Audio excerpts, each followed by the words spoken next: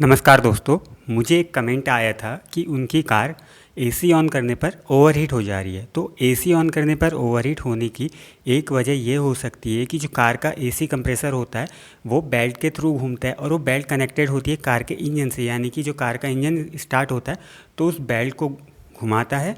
तो अगर कार का एसी कंप्रेसर अगर अच्छे से काम नहीं कर रहा होगा तो वहाँ पर क्या होगा, जो कार का इंजन होगा उसको उस कंप्रेसर को चलाने के लिए ज़्यादा ताकत को लगाने पड़ रहा होगा या ज़्यादा ताकत का यूज़ करना पड़ रहा होगा और इसका जो सारा लोड होगा वो इंजन पे होगा, यानी कि इंजन पे एक्स्ट्रा लोड पड़ेगा। तो एक रीज़न ये हो सकता है कि जो कार का इंजन है वो एसी ऑन करने पर ओवरहीट हो जाता है।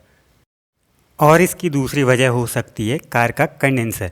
जब आपका कार का एसी सिस्टम जो रेफ्रिजरेंट है उसको कंडेंसर पे मूव करेगा तो जो इंजन का फ़ैन होगा वो कंडेंसर के जो पीछे से घूमेगा और कंडेंसर को ठंडा करेगा, मतलब उसका जो टेम्परेचर है उसको रेगुलेट करेगा। अगर जो कंडेंसर की फिन्स होंगी वो क्लॉग्ड होंगी तो कंडेंसर का जो टेम्परेचर होगा वो बढ़ेगा और कंडेंसर का अगर ज़्यादा गर्म हुआ तो उसकी वजह से भी इंजन के ओवरहीट होने के चांसेस हो सकते हैं। और एक रीज़न हो सकता है इंजन ओवरहीट होने का, अगर आपका रेडिएटर या फिर कंडेंसर की अगर जो ट्यूब होंगी वो क्लॉग्ड हो गई होंगी या जाम हो गई होंगी ज़्यादा टाइम से चलने की वजह से या मेंटेनेंस नहीं हुई होगी उनकी, इस वजह से तो जो उसके थ्रू जो लिक्विड यानी कि जो रेफ्रिजरेंट पास होता है उनकी ट्यूब्स के थ्रू, तो उसमें कोरिजन या फिर कोई भी पार्टिकल अगर कलेक्ट हो गया होगा जिसके थ्रू वो जो रेफ्रिजरेंट है वो पास नहीं हो पा रहा होगा क्लॉग्ड एरिया से, यानी कि जहाँ पर वो जाम हो चुकी है वहाँ पर से, तो जो क्लॉग्ड एरिया है उसकी वजह से रेफ्रिजरेंट आगे तो पास नहीं हो पाएगा। तो क्या होगा, इस वजह से इंजन ओवरहीट होने का ये भी एक चांस हो सकता है। तो इसके लिए आप जो आपका कंडेंसर होगा उसका जो प्रॉपरली मेंटेनेंस करना ये बहुत ज़्यादा ज़रूरी हो जाता है। और अगर आपकी कार है जो ओवरहीट हो रही है स्लो स्पीड में या फिर जब वो कार पार्क रहती है मतलब खड़ी रहती है और इंजन स्टार्ट रहता है, एसी ऑन रहता है तब भी या फिर एसी ऑफ भी रहता है, अगर तब भी ओवर हीट हो रही है तो उसका एक जो रीज़न हो सकता है वो हो सकता है आपकी जो कार है उसका जो इंजन का फ़ैन होता है जो रेडिएटर को ठंडा करता है। अगर फ़ैन ख़राब होगा तो जो एयर फ्लो होगा वो बहुत कम हो जाएगा या बिल्कुल ना के बराबर हो जाएगा खड़ी गाड़ी में। तो क्या होगा, हो सकता है आपका जो फ़ैन हो वो ख़राब हो या फिर कुछ फिन्स में रेडिएटर में ब्लॉकेज हो या फिर कंडेंसर की फिन्स में ब्लॉकेज हो या फिर फ़ैन का जो स्विच हो वो फॉल्टी हो या कुछ भी इस तरीके का हो सकता है कि फ़ैन आपका काम नहीं कर रहा है किसी भी रीज़न से। तो वहाँ पर भी खड़ी गाड़ी में ये जो ओवरहीटिंग की प्रॉब्लम है ये कार फेस कर सकती है। कुछ केसेस में जो टेम्परेचर सेंसर होता है वो भी इस चीज़ के लिए ज़िम्मेदार होता है।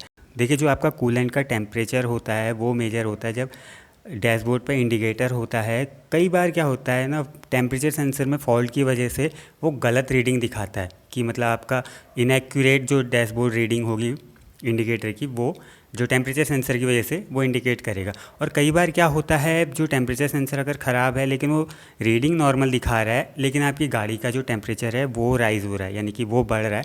तो ये भी एक चीज़ आपको है कि आप अपना टेम्परेचर सेंसर को भी चेक कर लें, अगर वो ख़राब है गलत रीडिंग दिखा रहा है लेकिन आपकी गाड़ी ओवरहीट हो रही है।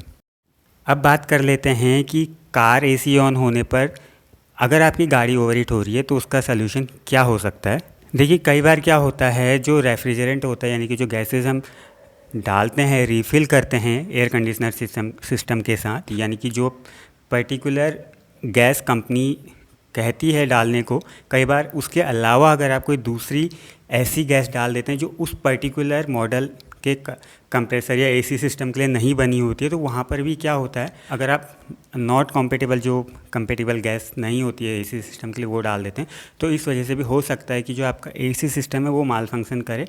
तो ये चीज़ भी आपको ध्यान रखनी है कि आप जब भी एसी गैस को रिफ़िल कराएं वही कराएं जो आपकी गाड़ी में पड़ती है।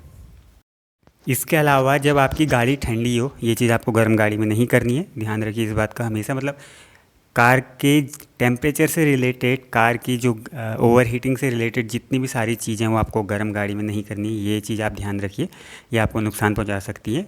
खासकर जब आप रेडिएटर के साथ काम कर रहे हैं तो एक चीज़ आपको ये भी चेक कर लेनी है कि कार जब ठंडी हो, इंजन ठंडा हो उसका, तो उसका आपका जो रेडिएटर कैप है उसको चेक कर लेना है वो सही है या उसमें कोई डेब्रीस या फिर कुछ लगा हुआ है तो उसको आपको साफ़ कर लेनी है।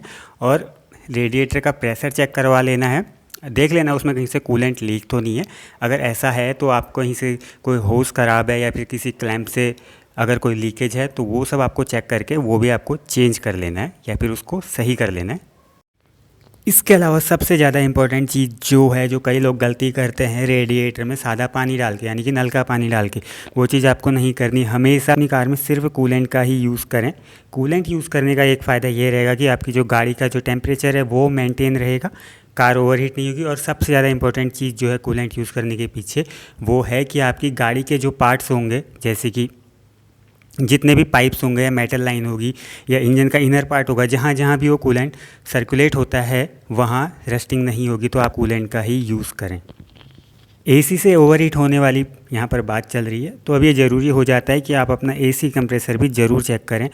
किसी अनयूजुअल सी अगर उससे नॉइस आ रही है एसी ऑन करने में, या फिर उसमें वायरिंग में कोई फॉल्ट हो सकता है, कुछ भी, मतलब जो भी सारी चीज़ें हो सकती है, आप मल्टीमीटर की हेल्प से उसकी वायरिंग, वोल्टेज, ये सब चीज़ें चेक कर सकते हैं। तो मेक श्योर कि आप ये भी अच्छे से चेक कर लें अगर एसी से ओवर हीटिंग वाला इशू आ रहा है आपकी गाड़ी में। तो इसके अलावा एक बहुत जो इंपॉर्टेंट चीज़ आ जाती है वो हो जाता है आपका कंडेंसर को आपको चेक करना है। ध्यान दीजिए कि उसमें वो क्लॉग्ड ना हो। क्लॉग्ड इसीलिए होगा कि उसके में बहुत टाइम से अगर उसकी मेंटेनेंस नहीं हुई होगी, उसकी क्लीनिंग नहीं होगी, उसकी जो फिन्स हैं वो क्लॉग्ड हो गए होंगे, या फिर जो उसके फिन्स हैं वो डैमेज होंगे, बैंड होंगे, या कुछ भी ऐसी चीज़ जो उसको रोक रही हो, जो उसके अंदर से पास होने वाले फ्लूइड हैं उनको अच्छे से स्मूथली जो फ्लो होने से रोक रही है, तो वो भी एक ओवर हीटिंग का एक रीज़न बन सकता है आपकी कार का एसी ऑन होने पर।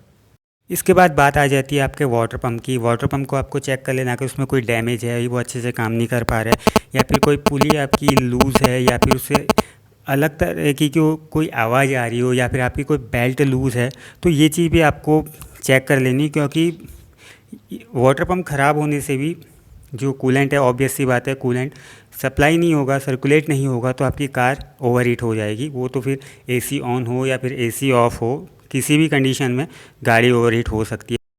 अगर आप श्योर हैं कि जो ओवरहीटिंग हो रही है वो गाड़ी के एसी ऑन होने पर ही हो रही है, तो आपको कंप्रेसर तो चेक करना ही करना है। साथ में कंप्रेसर के साथ साथ जो चीज़ चेक करनी हो आपको कंडेंसर और साथ में वाटर पंप।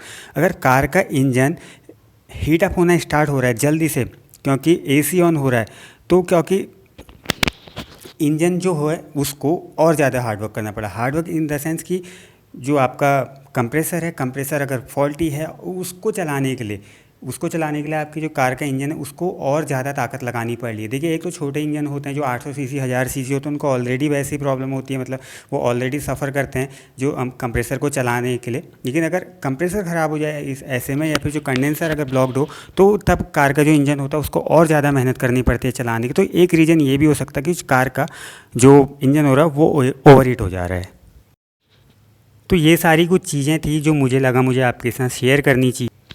जब बात आ जाती है कार का जो एसी ऑन होने पर अगर इंजन हीट हो रहा है, तो नॉर्मल सी चीज़ तो इसको नहीं कहा जा सकता, क्योंकि ये चीज़ हर किसी के साथ नहीं आती, हर किसी को फेस भी नहीं करनी पड़ती। लेकिन अगर आपकी गाड़ी पुरानी है तो तब ज़रूरत हो जाती है कि आप अपने एसी का जो सिस्टम है उसका प्रॉपर्ली ध्यान रखें। मेन होता है कि लोग जो इसका कंप्रेसर होता है उस पर ध्यान नहीं देते हैं, उसका ऑयल चेंज नहीं कराते हैं, क्योंकि उसके अंदर भी पिस्टन्स लगे होते हैं जो आगे को जो कंप्रेस करते हैं, जो एसी गैसेस होती हैं आगे को, तो उसको भी जो कंप्रेसर है उस पे भी ध्यान देना बहुत ज़्यादा ज़रूरी हो जाता है। उसको रेगुलर उसकी मेंटेनेंस कराएं, उसको चेक कराएं। अगर पुराना है तो फिर उसको तो चेक करना बहुत ज़्यादा ज़रूरी हो जाता है। साथ ही जो कंडेंसर है, कंडेंसर को आप हमेशा क्लीन रखें।